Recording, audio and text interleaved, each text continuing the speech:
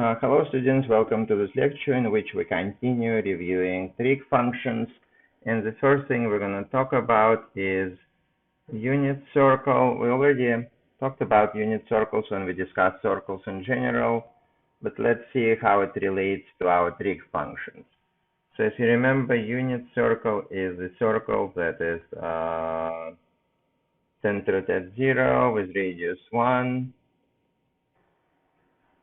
So r is equal to 1. And if you have some angle theta over here, this distance is 1 because the radius is equal to 1. And if we denote this point by x and y, what can we do? We can discuss the sine of theta. And by definition from the last class, we defined it to be y divided by r. But our r is 1. So it's y divided by 1, which is y. So what does it mean? That means that sine of theta is equal to y. The same we can do with cosine of theta, which is by definition x over r, or x over 1, which is x. So this tells us that cosine of theta is equal to x. So if we take any point x and y, instead of x, we can put cosine, and instead of y, we can put sine. So that's a really, really useful idea for the future. The next thing we have to talk about how to measure angle and distances. So measuring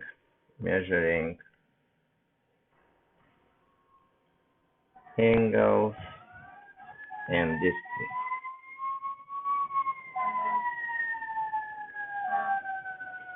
That's what we want to do in this part of the lecture.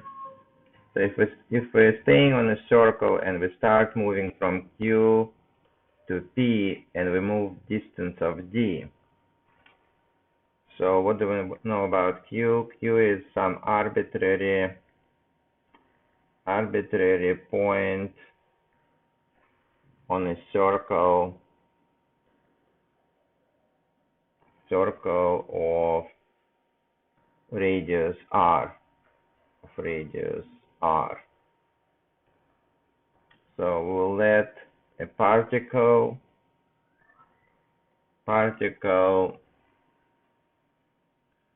move from point Q to point P.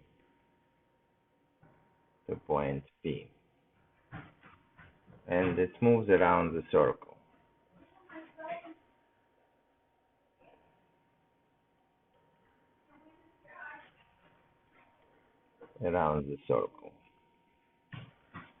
So we're going to define assigned distance d or signed arc lengths.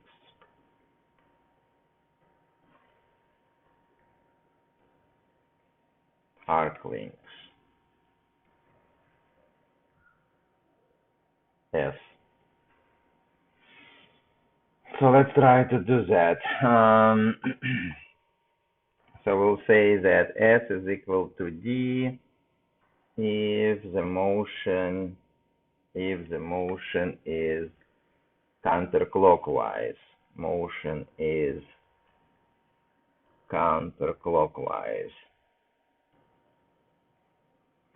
And we'll say that S is equal to the negative D if the motion is clockwise. And we'll say that S arc length is equal to 0 if there is no motion.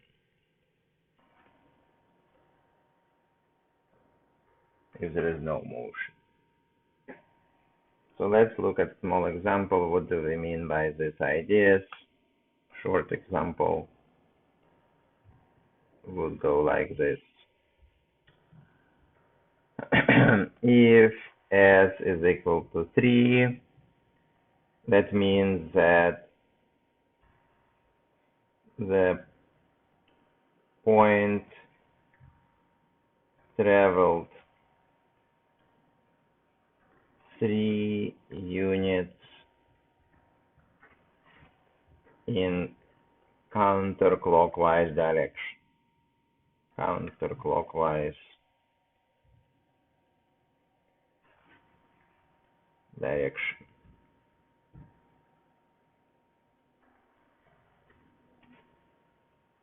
If s is equal to negative pi, the point traveled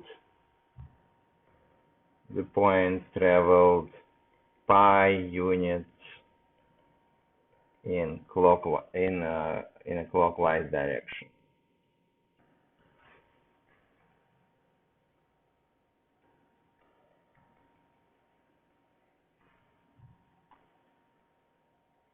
So next, since we prepared ourselves, we can define the angle theta. So let's try to define the angle theta. So if we're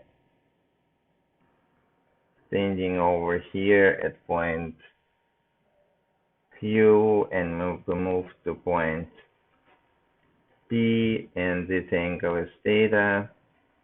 This angle is theta, so we move this way of distance s, and this is the radius r. So we define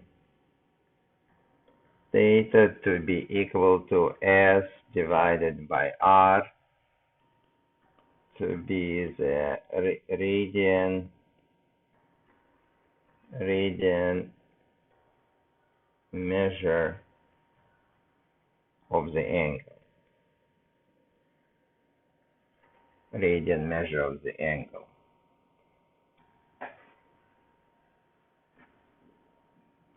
Some people take this formula, theta equals to s over r, and write it like this. If you multiply both sides by r, s theta r. All right, and theta has to be in radians. Theta is in radians, because that's how we define a radian measure. So what is the connection to degrees? So connection to degrees. If we want to connect it to degrees, let's try to look at circumference of a circle. So circumference of a circle of radius r is, so s therefore will be the circumference if it would go the full circle around. So it's going to be theta times r, and we went to full circle, so theta in radians would be 2 pi. So it's 2 pi r.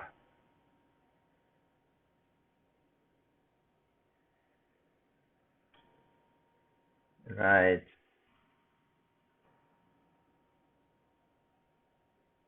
Two pi r.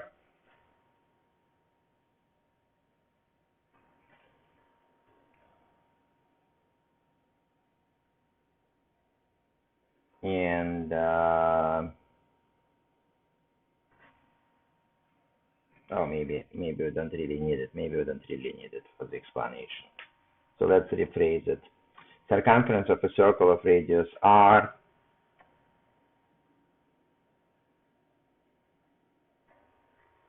so for theta in radians,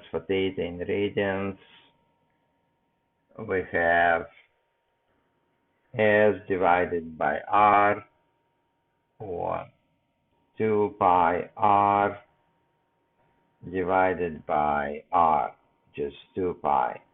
So this is a full circle in radians if you calculate the angle. And in degrees, degrees, theta is 360 degrees. So that means 360 degrees has to be equal to 2 pi since we went the full circle around, no matter in which units we count. They have to be the same, right? So it's like a distance measured in miles and kilometers. The distance itself is the same, it's just measured in different units. So if we divide both sides by 2, we're going to get that 180 degrees is pi radians. Pi radians. And that's our main formula to connect degrees and radians. So if we want to convert from degrees into radians, that's the first part. So if we want to convert from degrees into radians, then what do we need to do? We need to know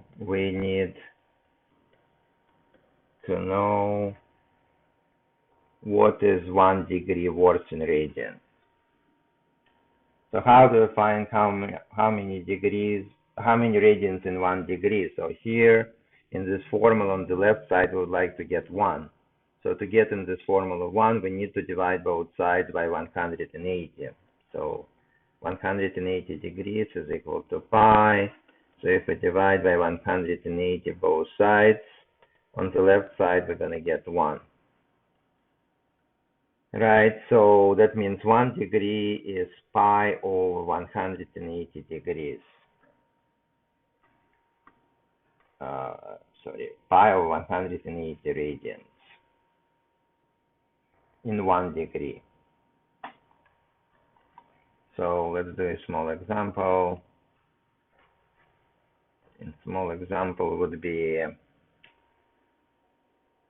express 146 degrees in radians.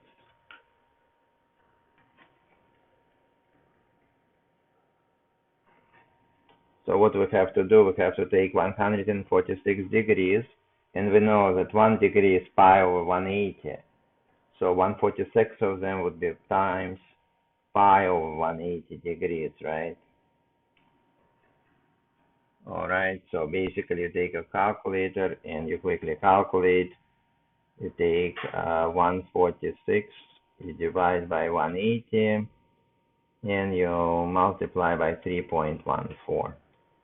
So approximately 2.55 radians. 2.55 radians in 146 degrees. Okay, so we've done this example. What if we want to convert? From radians to degrees. So we need to know how many degrees are in 1 radian. So we need to know what is 1 radian is. And we have the connection that 180 degrees is pi radians. So we need to get 1 on the right side. So we'll divide both sides by pi. So on the right side, we're going to get 1 radian. So 1 radian is 180 degrees divided by pi. So we know now 1 radian, so we can do the example. So in this example, someone asks us, express 3 radians in degrees. So what we're going to do, we know 1 radian is 180 over pi. What would be 3 radians? So we need to multiply by 180 and divide by pi. So we take our small calculator, we multiply 3 by 180, and we divide by 3.14. So it's approximately 172. So approximately 172 degrees.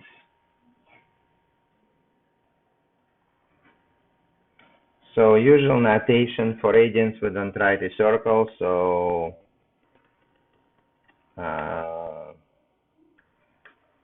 notation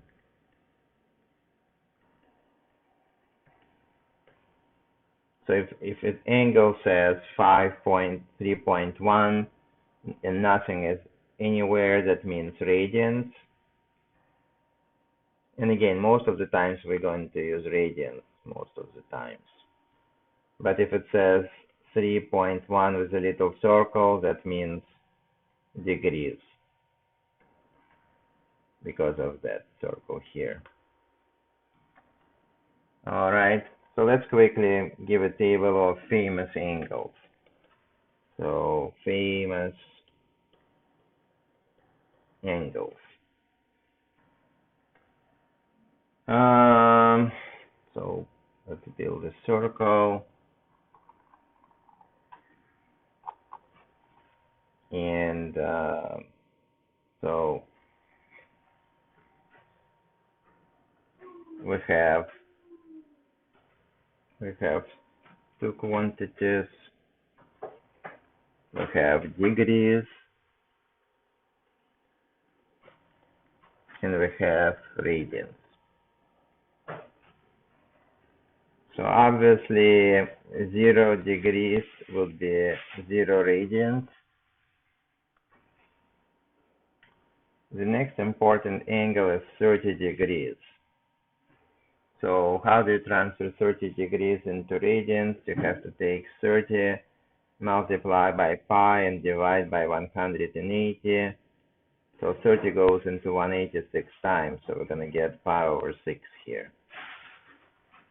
Then 45 degrees, you take 45, you multiply by pi over 180, and 45 goes into 184 times. So we get pi over 4. So this is pi over 6, or 30 degrees. Then right in the middle over here is pi over 4, or 45 degrees. Why did I say in the middle? Because the whole quarter is 90 degrees. Then over here is pi over 3. And pi over 3, you have to take pi over 3, but so it's 60 degrees, right? The next famous angle is 60 degrees times pi over 180. So goes 3 times, so it's pi over 3. And obviously 90 degrees is important. That's going to be pi over 2. You can do the calculations on your own if you want. So that's over here. Then over here we have 120 degrees is 2 pi over 3. So it's 60 and 60, right? So 60 plus 60 would be 120, so it's 2 pi over 3. 2 pi over 3. Then the next important angle is 135 degrees. It's 3 pi over 4. So it's pi over 4, pi over 4, and pi over 4. So it's going to go over here. 3 pi over 4. So we go by pi over 4 3 times. The next important angle is 150 degrees, which is 5 pi over 6. So we go by pi over 6 5 times. 180 degrees is 6 pi over 6, which is pi. 270 degrees, which is 3 pi over 2 over here. And the last one is 360 degrees, which is 2 pi. 270 is over here, which is 3 pi over 2. All right, so these are the famous angles. Again, easy to convert.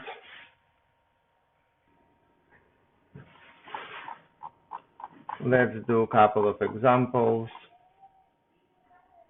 one example is the following. So some examples for this material that we covered. Some examples. So let P be the point -3/4, and it's a point in the plane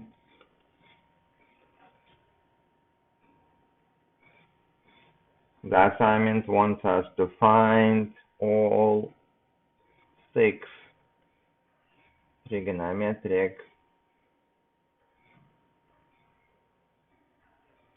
functions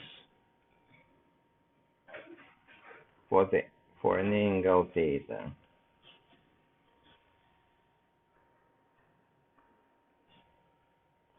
For an angle theta.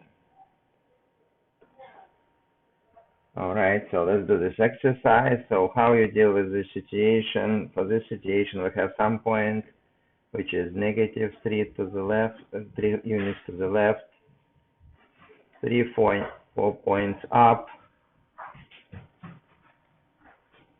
and we connect it with the origin, and this is our distance r.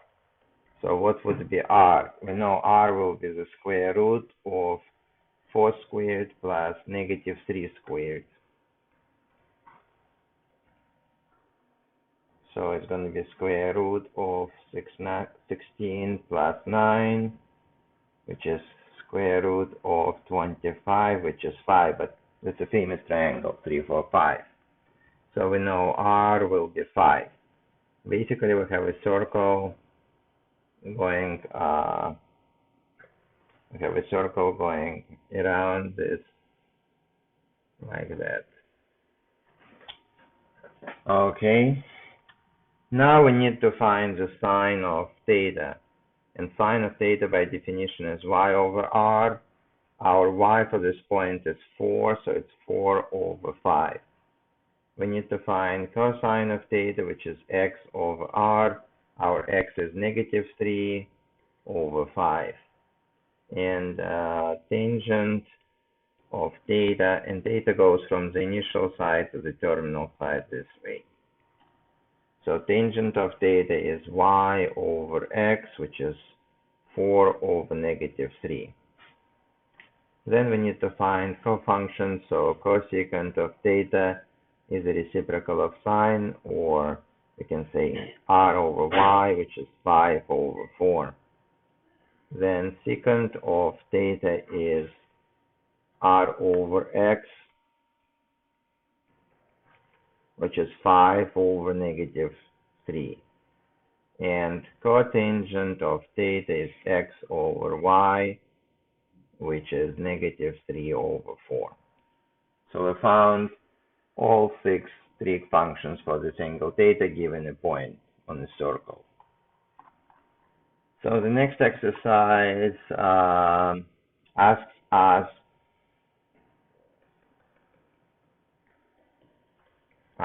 us to evaluate all 6 trigonometric functions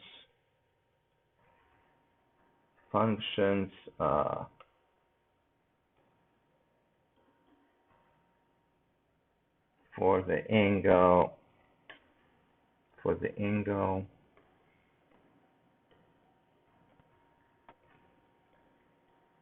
theta, which is equal to 5 pi over 6. 5 pi over 6. So we look at this angle. 5 is smaller than 6, so we almost arrive to pi, but just stop just a little bit short of pi. So we're over here, and if we draw a circle through this point and connect it with the origin, this angle is 5 pi over 6. Not really representative, but what we can do, we can think about this angle theta over here. So what is this angle theta? We know that this angle is phi, and we went 5 pi over 6. So this angle theta is pi minus 5 pi over 6. what we can do, we have to create a common denominator to calculate it. So we're going to write 6 here and 6 over here. This creates a common denominator. So we have 6 pi minus 5 pi, which is pi over 6. And we know that pi over 6, if we convert it to degrees, we have to multiply by 180 and divide by pi, if we don't remember. And 180 over 6 is exactly 30 degrees. So we know theta is 30 degrees. Our angle is 30 degrees. So if we think about this triangle and we redraw it over here with a bigger size, and this is our angle theta, but I don't have to write theta, I can just write 30 degrees, and I'm representing this triangle over here. So this size is 1, this size is 2, and this side is square root of 3. But since we're moving into this direction over here, it's a negative direction for x, so it's negative square root of 3. This is negative square root of 3, and this distance is 1, so this point is negative square root of 3 comma 1, and the radius is 2. We can think of it like this. So let's try to do all of the functions that we need. Sine of theta is y over r, which is 1 over 2. Cosine of theta is x over r, which is negative square root of 3 over 2. And tangent of theta is y over x, which is 1 over negative square root of 3. Then cosecant of theta is r over y, which is 2. Secant of theta is r over x, which is 2 over negative square root of 3. And there is a minus over here. And cotangent of theta is x over y, which is negative square root of 3 over 1. Let me do it a little bit more accurately. Negative square root of 3 over 1. So we solve this problem by building a famous triangle, right? This is our 30, 60, 90 triangle. So we use these ideas into exercises. Probably a good place to stop. We will resume our review of trig functions in the next lecture.